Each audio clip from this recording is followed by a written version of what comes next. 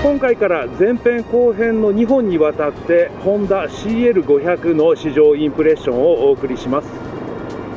いつもの通りこの前編ではまず峠道を走ってこのモデルの基本的な乗り味を確認し、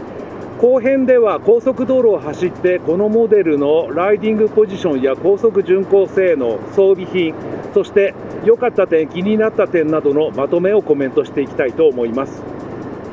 またこのモデルはある程度ダート走行を想定したモデルではあるとは思いますが、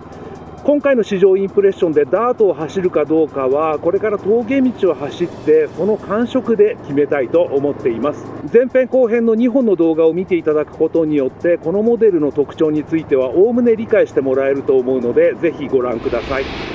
それでは今回試乗したホンダ CL500 の外観、主なスペック、装備などを確認していきましょう。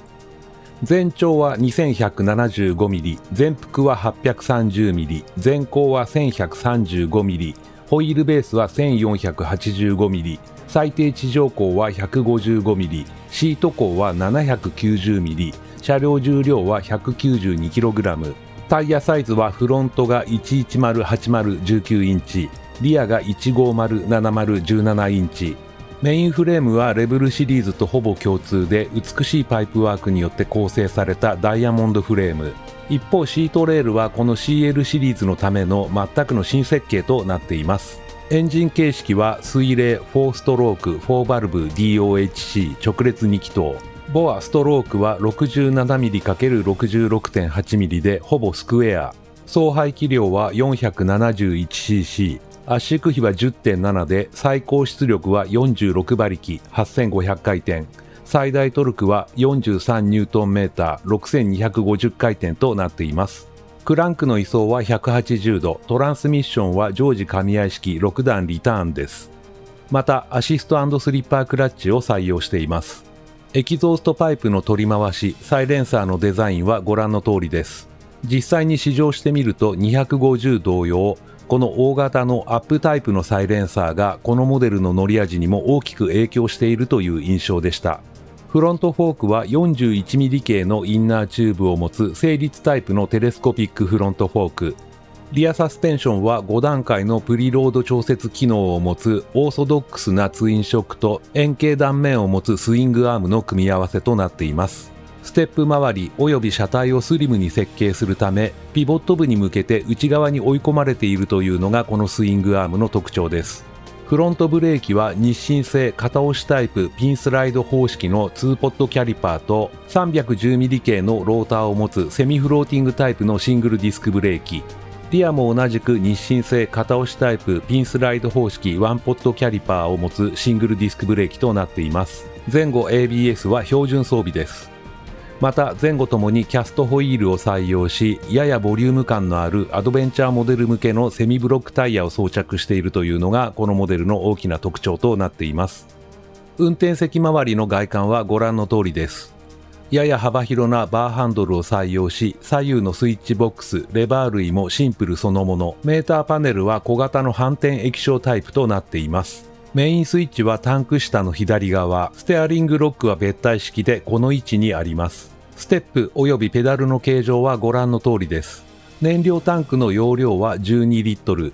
その左右にニーパッドを装備しているのは250と同様ですが、500ではタンク下のメインフレームにもパッドが追加されています。シート形状も250と共通で薄くフラット、幅広なタイプを採用しています。シート下には ETC2.0 車載機は格納可能ですが、スペースはほとんど残されていません。すべての透過器類は LED で、特にヘッドライトは夜間走行時の背光に優れていると感じました。それではいつもの峠道を走ってみたいと思います。もうすでに上りは実は始まっていて、ここは本当にわからない程度の斜度で登っているというエリアになります。それでは今4速でだいたい40キロぐらいで走行しているのですが、あえてトップギアまでシフトアップします。このモデルは CL250 と比べると排気量も倍、そしてピークパワーも最大トルクもだいたい倍ぐらいになっている。そして何よりも燃焼の機会が単気筒エンジンの倍ということで、相当な違いが出るのではないかと思います。それでは6速にシフトアップします。はい。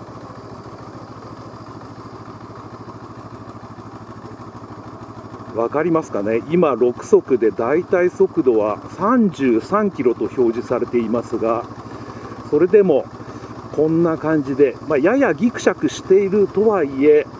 エンストしそうなほどではないという感じ。 CL250 も相当粘るエンジンではあるなと思いますが、さすがに排気量が倍になっただけのことはあって、こちらの方が相当このようなエンジンに意地悪をしている状態でもスムーズに走れるといった感じです。ですのでこのエンジンの低回転域、負荷の高い領域では相当粘るということが言えるのではないかと思います。試しにこの6速のままスロットルだけ上げていきます。はい、さすがですね。あのような厳しい状態からスロットルだけを開けていくと、かえってエンストしてしまいそうになるエンジンもありますが、このエンジンはそういったこともなく、スムーズに通常の走行状態に移行したという感じ。まだ6速トップギアのままです。それではエンジンに意地悪をするのはこれぐらいにして通常の走行にしたいと思います。はい、今4速までシフトダウンしました。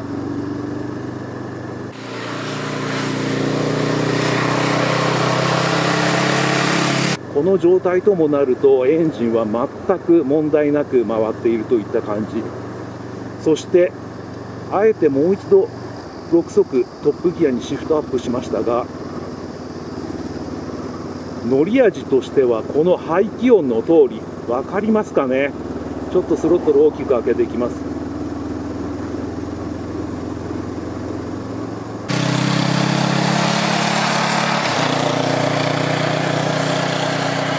このドロドロドロっとした排気音が聞こえてきていると思いますが、このモデルが搭載しているエンジンというのは180度クランクを採用していて、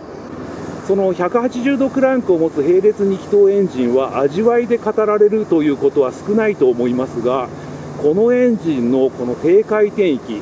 エンジンの負荷の高い領域でスロットルを大きく開けた時のフィーリングというのは本当に気持ちよくて、180度クランクを持つ並列2気筒エンジンでこんなに心地いいエンジンは過去にあっただろうかというぐらい、このエンジンは非常にまろやかな、大きく波打つような、そういったトルク変動がライダーに豊かに伝わってくるといった感じです。で、今ちょっともしやと思ってシリンダーヘッドカバーに簡単に手が届くので、その辺りに今軽く触れているのですが、やはりそうですね。180度クランクを持つ並列2気筒エンジンというのはバランスが良くて、2気筒がそれぞれ打ち消し合っているということで、細かい振動は残りますが大きな振動はキャンセルされるというエンジンになっています。ですのでこのように走っていても、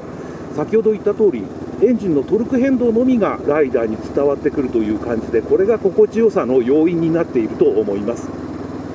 ではここから本格的な上り坂なので、今4速シフトアップしました。ドロドロドロっとしたフィーリングから今度はエンジンが高回転域に移行するにつれて、綺麗なグラデーションを描きながら、だんだんエンジンのキャラクターとしては4気筒エンジンに近くなってくる。この辺りはいかにも180度クランクを持つ並列2気筒エンジンだなという感じ。今3速にシフトダウンしました。このモデルはタコメーターがないので回転数は分かりませんが、エンジンの音としてこれぐらい回っていれば、そのフィーリングはより4気筒エンジンに近い感じとなります。この辺りが360度クランクを持つ並列2気筒エンジン、もしくは270度のクランクを持つ並列2気筒エンジンとは大きく違うところだと思います。今2速です。ですので、この180度クランクを持つ並列2気筒エンジンの魅力というのは、エンジンの低回転域から高回転域にかけて表情がどんどん変化していくというところに私はあるのではないかと思っています。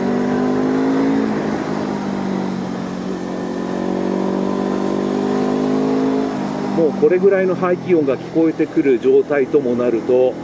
エンジンのそのドロドロドロっとしたフィーリングというのはほとんどなくなっていて、かすかに感じられるのは、このハンドルバーとかニーグリップしているあたりにピッチの非常に細かい振動がちょっとこうピリピリと伝わってくる、そんな感じになっていると思います。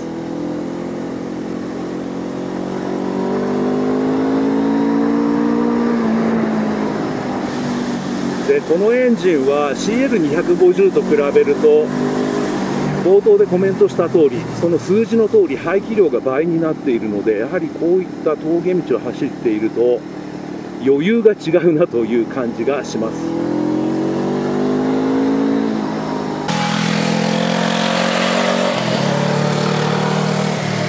先ほどから2速のままで比較的元気よく走っていますが、エンジンの回転域にも相当余裕があるのでしょうか。スロットルを大きく開けていってもレブリミットに近づいているという感覚は全くありません。非常にエンジンはこの回転域ともなるとスムーズに回っていて、どこまでも回っていきそうなフィーリングがあります。でこの状態からまたあえて、これ5速ですね、5速ぐらいの高いギアに入れるとこんな感じ、ちょうどトンネルの中など音がよくわかると思いますが、こういった回転域だとエンジンの方はドロドロドロっとしていて、270度クランクでもドロドロドロという表現はよく使いますが、私としてはそうですね、270度クランクよりもむしろこのエンジンに関しては、同じぐらいの排気量であればということですけれども、よりドロドロしている。振動というよりは本当にトルク変動なんですよね。こう綺麗に丸い振幅のやや大きな波打ってるような感じ、そういうフィーリングの乗り味になっています。ハンドルバーとかメーターが少し揺れているのが分かるんじゃないかと思います。このちょっとした揺れというのは振動によるものではなく、ほとんどがそのトルク変動によるもので、トルク変動によって車体が揺すられるので、結果的にこのハンドルバーとかメーターパネルが少し揺れるという、そういったことなんですよね。ですのでライダーとしてはこういった峠道をこのエンジンの豊かな表情を味わいながら流せるといった感じで、私もこのエンジンに乗るのはレベル500以来だと思いますが、レベル500の時はこれほど豊かな表情というのは感じられなかったので、もしかしたらこれはこのモデルが持つ独特の吸排気系、特にサイレンサーは250と同じようにこのモデルのキャラクターに大きな影響を及ぼしていると思いますが、そのあたりが大きく貢献しているのではないかと思います。あとこのモデルは排気量が約 500cc の2気筒エンジンを採用したということで、基本的には車体関係は CL250 と全く同じであるはずなのですが、エンジンが変わったことによってキャラクターが全然違うというような感じがしています。これに関しては峠道を折り返してから詳しくコメントしたいと思います。先ほどシフトダウンしましたが、アシスタントスリッパークラッチが採用されているので、クラッチの操作はとても軽くできます。これであれば女性の方も苦労することはないと思います。そして先ほどから3速で走り始めているのですが、3速だとぐーっと速度を落とした状態からこう上げていったりとか、さまざまなスロットル操作がギアチェンジなしでできるわけですが、そうすると先ほど言ったエンジンの豊かな表情がシームレスに味わえるので、こういった峠道は3速が楽しいかもしれないです。こんな感じです。今音からもだいたい想像がついたんじゃないかと思います。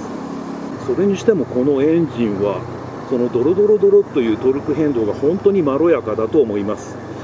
通常180度クランクを持つ並列2気筒エンジンはどちらかというと擬音で表現するとエンジンのフィーリングがズババババッとなると思うんですが、このエンジンは珍しくドロドロドロという感じがしていて、これがこのエンジンの真骨頂ではないかと思います。非常に心地よいエンジン、そして先ほども試してみたのですが、このように少しスロットルを閉じた状態から目的のスロットル回路まで開けていく時のフィーリングがとても良いと思います。とても滑らかで、そしてその中でも先ほど言った表情が刻々と綺麗なグラデーションを描きながら変化しているというのが本当に心地よい。そして今のところもスロットルの開け閉めだけでぐるっと回り込んだコーナーが2つつながっている S 字をクリアしましたが、エンジンはとても従順です。スロットルをパカッと大きく開けてもドンとパワーが出ることがなく、どちらかというと電子制御スロットルを採用した車両のようにふわっと前に出るので、ライダーとしては臆することなく大胆にスロットルを操作できるといった感じです。はい、それでは U ターンしてみます。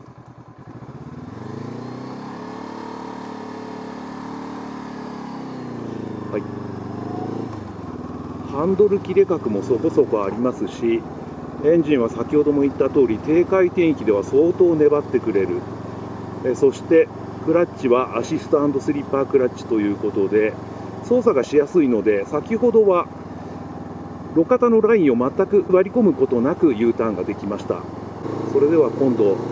峠道を折り返してまた上り、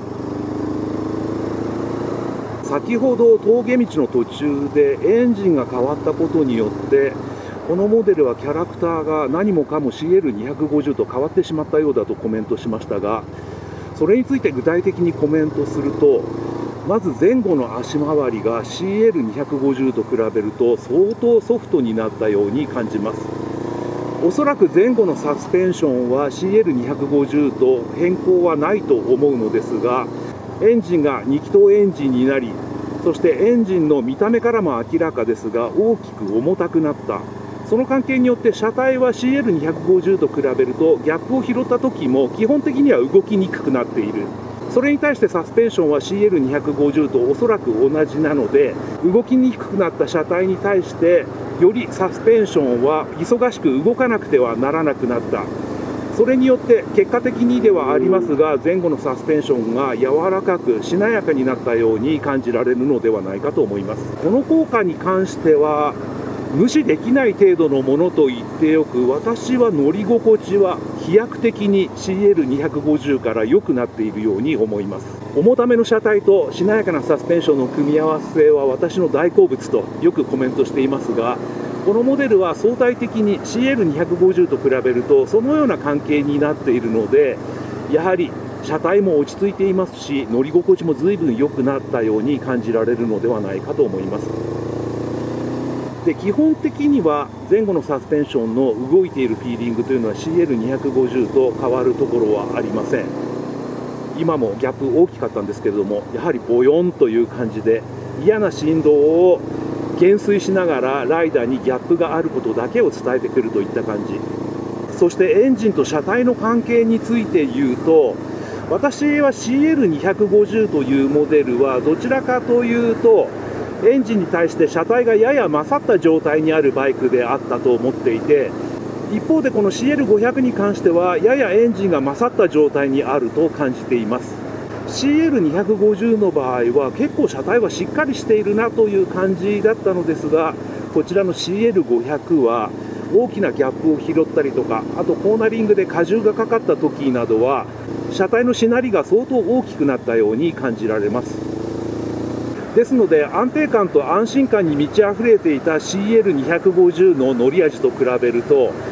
この CL500 の乗り味というのはやや危ういというかリスキーな味わいがあって、それだからといって安定性が乏しくすぐに危険な状態になるというわけではなく、なんというか豪快にバイクを乗りこなしているような実感が味わえる。それがこのモデルの大きな魅力になっているのではないかと思います。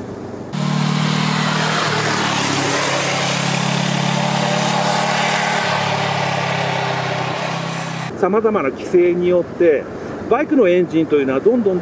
おとなしくなっていて、またその一方で車体の設計技術やサスペンション、タイヤなども進化を遂げていて、割合としては私は圧倒的にエンジンと車体の関係性で言えば車体が勝っているバイクが増えたなと感じていたのですが、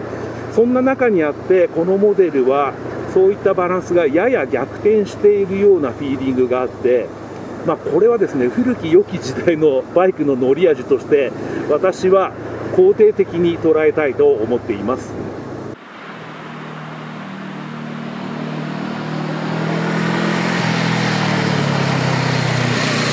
こういう峠道を少し速度を上げて走っている時も、今もそうですね、こういう時もやはりこれはメインフレームなのかシートレールなのか、はたまたスイングアームなのか、ちょっとどこなのかは判別はつきませんけれども、車体のしなる様子がよくわかる。それが先ほど言ったエンジンと車体の関係でいうと、エンジンがやや勝ったバランスに感じられる部分なのですが、これがね、近年ちょっとこういう乗り味というのはなかったので、こうして峠道を少しだけ速度を上げて走っていると本当に楽しい。なんか豪快な、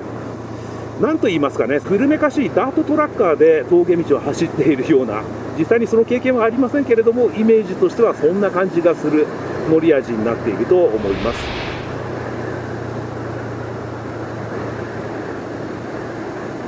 はい、今のようなギャップを拾った時もそうなんですよね。車体のしなりが非常に多めに感じられます。で、今ブレーキを試しているのですが、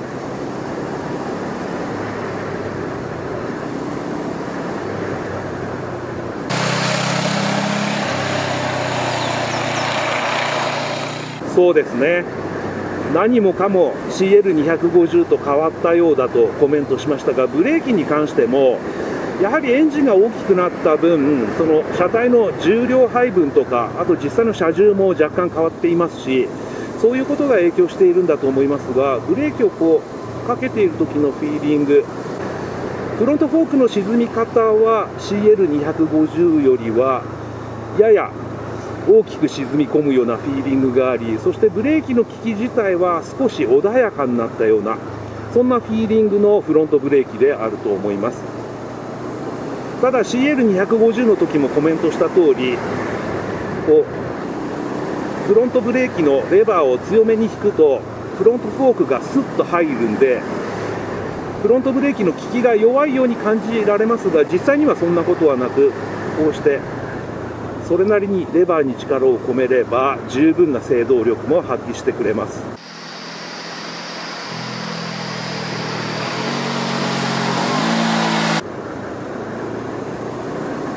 リアも同じような感じではないでしょうか。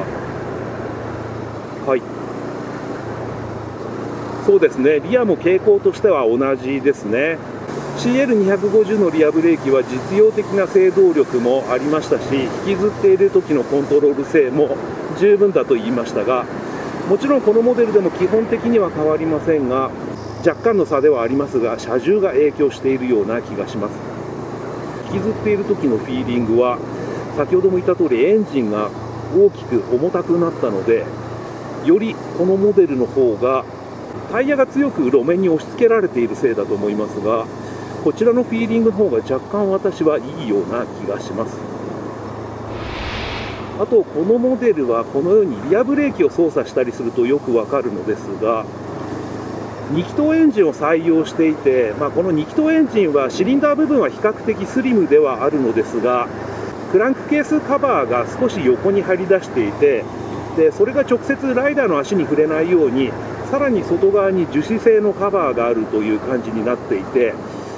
左は当たらないんですけども、右足はそのカバーとちょうど私の向こうすね、一番肉が薄く当たると痛いところですが、そこが少し当たるんで、これはちょっと気になるところかなと思います。